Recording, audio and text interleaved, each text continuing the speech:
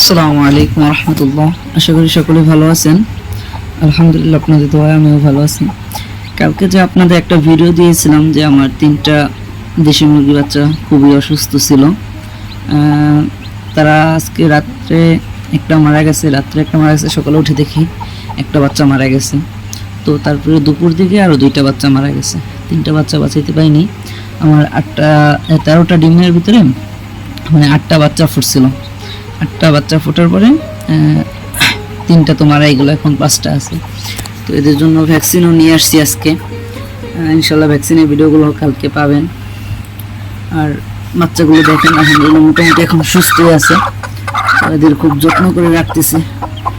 এই যে বাচ্চাগুলো, এদের মোটামুটি যত্নতে আছে এরা।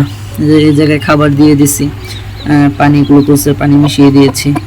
তো মোটামুটি এই বাচ্চাগুলো সুস্থ আছে। হয়েছিল কি, ওই 3টা বাচ্চা হলো যে পিঁপড়ে কামড়াইছিল, ঠিক আছে, খেয়াল করা হয়নি।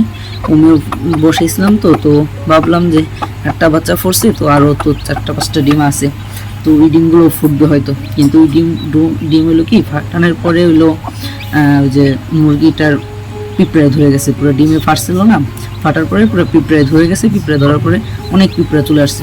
তো ওই 3-4টা মানে মুরগির বাচ্চারে কামড়াইছে। তার ভিতরে ওই 3টা খুবই অসুস্থ ছিল। তো ওই 3টা এরকম হওয়ার পরে মানে খেয়াল হয়েছে, মানে দেখছি যে মুরগিগুলো এরকম হয়ে গেছে, ঠিক আছে।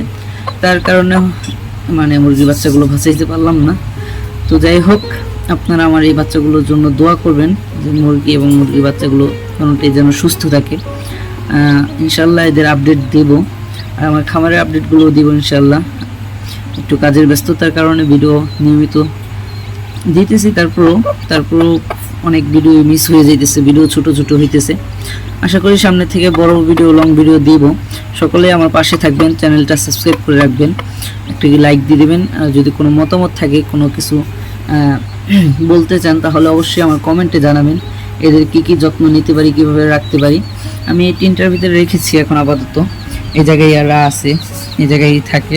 তো ভালো থাকেন সবাই, সুস্থ থাকেন, আমার জন্য দোয়া করবেন, চ্যানেলটা সাবস্ক্রাইব করে রাখেন। আসসালামু আলাইকুম রহমতুল্লাহ।